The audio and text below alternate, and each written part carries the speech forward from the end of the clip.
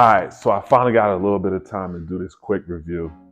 I had the Dewalt for the Dewalt was the DWS 780. I had the Dewalt DWS 780 for probably about 4 years ago.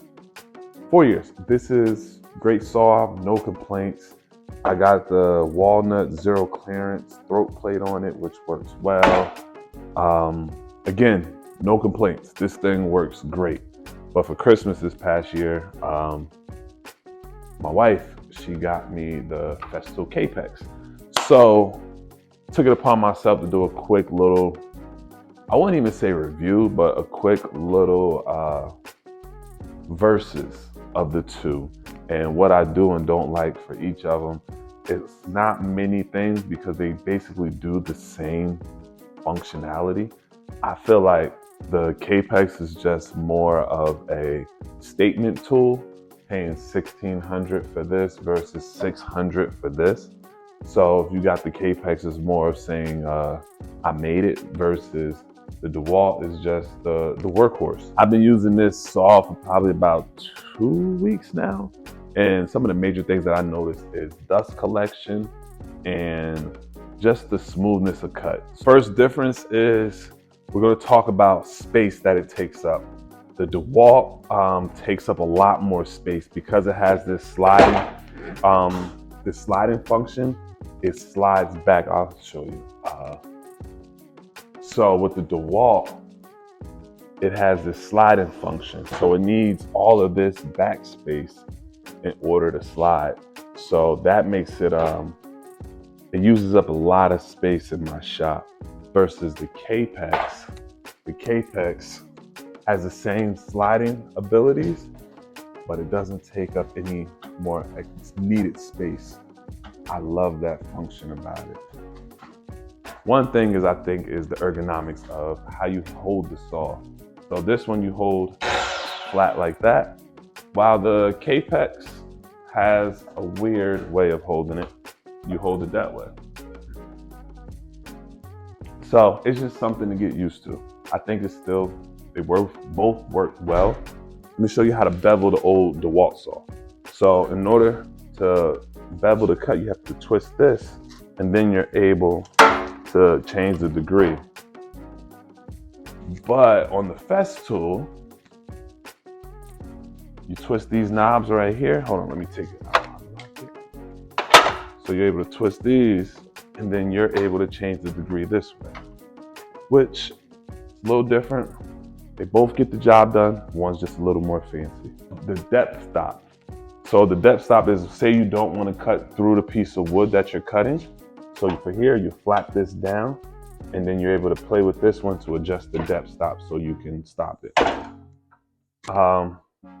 While on the Festool, you come here, you flip that trigger, and then you're able to twist this to determine how deep you want it to cut. So that's a little difference there. On the Dewalt, to stop the sliding mechanism, you twist this, and now you can't slide it. On the Festool, same thing. You twist this, now you can't slide it. To make miter cuts, on the Dewalt, you press this button, and then you're able to slide it left to right.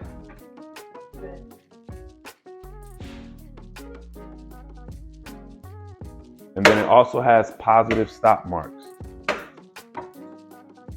For the Festool, you press this button, and then you're able to slide it. It has positive indentions also, and then you're able to lock it.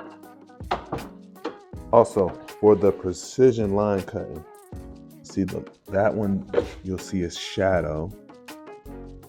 On the Dewalt, you'll see a shadow. While on the Festool, you put it here, you press this button up here, and you'll see a double laser, which kind of show you where the blade is cutting. It's a lot better than the shadow, and it looks cleaner.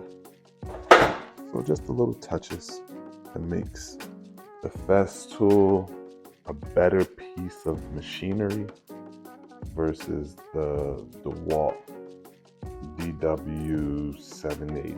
I think everything else is cool. I'm gonna do a quick little, I'm gonna cut 10 times on each and show you guys which one leaves more sawdust behind. But I'm gonna do that on time lapse because y'all not gonna want to see me cutting. But other than that, I think everything is good. I like Festool. Festool will be the new shop miter saw, while this one will go to the trailer.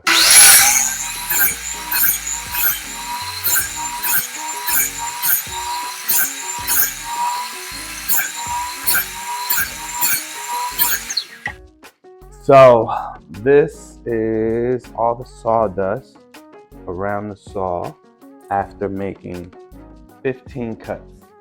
So this is 15 cuts worth of sawdust. I'm gonna clean it off and we're gonna do the same 15 on the Kapex.